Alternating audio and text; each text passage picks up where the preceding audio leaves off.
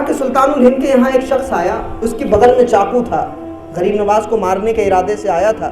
سلطان الہند کے زمانے کے حالات کوئی آسان نہیں تھے، مشکل حالات تھے۔ تو جب آیا مارنے کے لیے، سارے مریدین جو بیٹھے تھے وہ چلے گئے، اس کا ارادہ تھا کہ وہ حملہ کرے گا۔ جب سارے چلے گئے تو سلطان الہند نے اس سے پہلے کہ وہ کچھ کہتا کرتا، غریب نواز نے فرمایا کہ بھائی جس کام کے لیے آئے ہو وہ کرو۔ اب جب اس نے یہ سنا تو کانپنے لگا اور چاقو گر گیا۔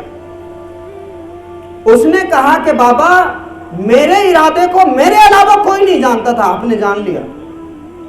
اب وہ ڈر گیا، سہم گیا، پریشان ہو گیا کہ اب ان کے مرید مجھے مار دیں گے، قتل کر دیں گے۔ اس نے چاقو لیا اپنے ہاتھ میں اور غریب نواز کے اس میں کہا حضور یہ چاقو لیجئے، اب آپ میری گردن مار دیجئے، مجھے قتل کر دیجئے۔ سلطان الہند نے فرمایا کہ بابو ہم گناہ قتل کرتے ہیں، گناہ گار کو قتل نہیں کرتے۔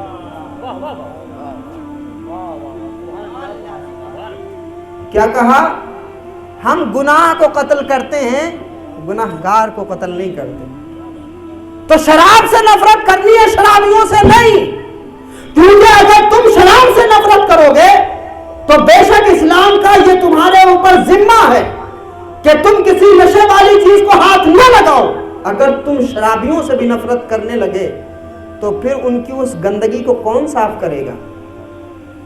حضور کا امتی جو کلمہ پڑھنے والا ہے، فٹ پاتھ پر بے ہوش پڑے رہنے والے شرابی کے حالات سے بھی اس کو باخبر ہونا چاہیے اور اس کے لیے بھی اس کی ہمدردی ہونی چاہیے۔ اور اسی وجہ سے جو ذمہ دار مسلمان تھے وہ اس ذمہ داری کو محسوس کرتے تھے۔ اور حضرت محبوب الہی سلطان المشائخ خواجہ نظام الدین اولیاء کی خانقاہ میں ایک مرید آیا، اس نے کہا کہ بابا میرا ایک دوست شراب پیتا ہے، میں اس سے بہت کہتا ہوں شراب چھوڑ دے، نہیں چھوڑتا۔ محبوب الہی نے فرمایا کہ لے آؤ اس کو خانقاہ میں۔ ہمارے جیسا کوئی ہوتا نوجوان جس نے علم حاصل کر لیا ہو اور بے قابو ہو گیا، وہ کہتا استغفر اللہ لا حول ولا قوت الا باللہ، کبھی ہماری محفل میں اس کی بات نہ کرنا۔ یہ نوجوان بگڑے کیوں؟ یہ نوجوان دین سے بیزار کیوں ہوئے؟ کیونکہ ممبروں پر بیٹھنے والے لوگوں سے ان کو مسکراہٹیں نہیں ملی، کبھی محبت نہیں ملی، کبھی پیار نہیں ملا۔ کوئی غلطی کر کے آئے تھی اور محبت سے ان کو سمجھانا چاہیے تھا، لیکن ہمارے ذمہ دار لوگ اتنے غیر ذمہ دار ہیں کہ کبھی وہ یہ اتنا اچھا اخلاق بچوں کے سامنے پیش نہیں کرتے۔ اولادیں بھی اسی وجہ سے باغی ہو رہی ہیں اور نوجوان نسلیں بھی اس وجہ سے دین سے دور ہو رہی ہیں۔ محبوب الہی کی خانقاہ میں آیا تو اس نے کہا کہ بابا میرا دوست ہے۔ حضرت نے فرمایا کہ کل لے کے آنا اس کو، فکر ہے کہ کہیں یہ شراب اس کی کڈنی خراب نہ کر دے۔ اور جب بندہ شرابی ہوتا ہے تو صرف وہ خراب نہیں ہوتا، بیوی بچوں کو اس کا کتنا خطرناک اثر ہوتا ہے۔ اگر کوئی یہاں شراب پیتا ہو تو جانتا ہوگا، اڑوس پڑوس کے لوگ کتنے بے چین رہتے ہیں اس ایک ایسے بندے سے جو شراب پیتا ہے۔ تو شرابی صرف اپنے لیے ہانیکارک نہیں ہوتا، پوری سوسائٹی کے لیے زہر بن جاتا، روزانہ مار پیٹ کرتا۔ اب سوچو کہ محبوب الہی کتنا ہمدردی رکھتے ہیں اور کتنی محبت کرتے ہیں۔ یہ نہیں پوچھا کہ مذہب کیا ہے، یہ نہیں پوچھا کہ رہنے والا کہاں کا، یہ نہیں پوچھا کہ رنگ کیسا ہے، یہ نہیں پوچھا پیسے والا ہے کیسے غریب غریب ہے کوئی۔ یہ دیکھو محبوب الہی خواجہ نظام الدین اولیاء، برائی کا بدلہ بھلائی سے دینے والے سلطان المشائخ، جب ان کی خانقاہ میں آیا شراب کے نشے میں تھا اور حالت اس کی اچھی نہیں تھی، نظام الدین اولیاء کی خانقاہ میں آ گیا۔ حضرت محبوب الہی نے اس سے اس کے حالات پوچھے، کیا پریشانی ہے، کیا تکلیف ہے، کیا درد ہے، کیا پیڑا ہے۔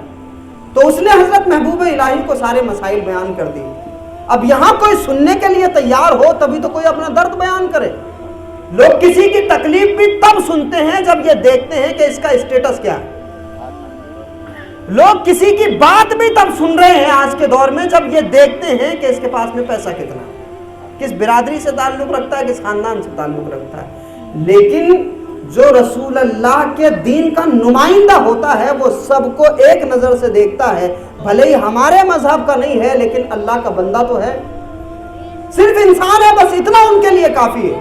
تو حضرت محبوب الہی خواجہ نظام الدین اولیاء نے فرمایا کہ بھئی حالات بتاؤ، وہ حالات بتانے لگا۔ نظام الدین اولیاء یہ صوفیاء کرام تو ایسے ڈاکٹر ہوتے ہیں کہ صرف نبض نہیں دیکھتے، نبض دیکھ کے مرض بھی پکڑتے ہیں اور اس مرض کا پراپر علاج بھی کرتے ہیں۔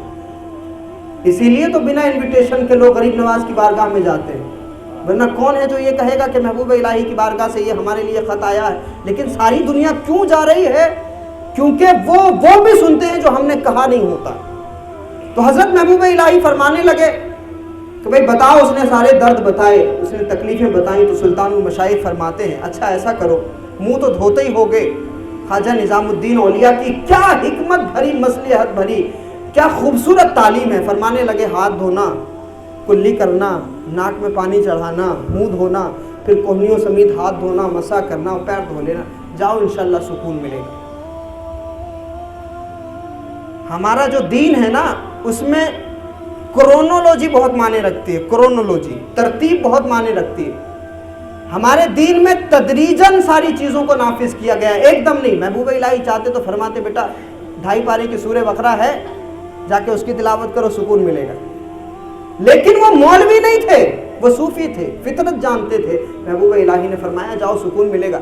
جب بات کر لی حضرت نظام الدین اولیاء نے پیار سے, اس کے دل میں وہ بات اثر کر گئی, گھر گیا تو سب سے پہلے اس نے یہی کام کیا, منہ دھویا, منہ دھو کے بیٹھا تو اس کو سکون حاصل ہوا.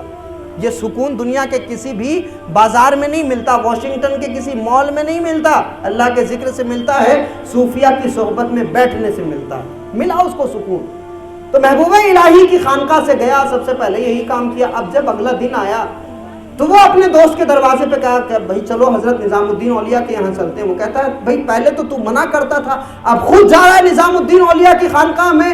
تو اس نے کہا دراصل ان کے پاس بیٹھ کر کے مجھے بڑی روحانی کیفیت حاصل ہوتی, سکون حاصل ہوتا. اب خانقاہ میں آنا جانا شروع ہوا. نظام الدین اولیاء کی خانقاہ میں جب آنا جانا شروع کیا نا اس نے, تو شراب کے نشے سے دور ہو گیا, شراب کے نشے سے دور ہو گیا. اور اس وضو نے اس کے اندر بدلاؤ پیدا کیا. اب خود ایک دن کہتا ہے کہ بابا آپ کے بتانے کے طریقے سے یہ وضو کرنے سے اتنا سکون مجھے ملتا ہے تو نماز پڑھنے سے کتنا سکون حاصل ہوگا. برائی کا بدلہ بھلائی, اور برے لوگوں سے نفرت نہیں ہے, برائی سے نفرت ہے. اور جب برائی سے نفرت ہے تو اس ایک انسان کے اندر سے برائی نکال کر کے پھینک دی, اور حضرت محبوب الہی نے پورا پریوار تباہ ہونے سے بچا لیا. مسلمان تباہی نہیں مچاتا, تباہیوں سے لوگوں کو بچاتا. سمجھ رہے, مسلمان وہ ہوتا ہے جو نفرتیں نہیں پھیلاتا, نفرتوں کی آگ کو بجھاتا ہے. اور دیکھو نظام الدین اولیاء نے پورا گھر بچا لیا.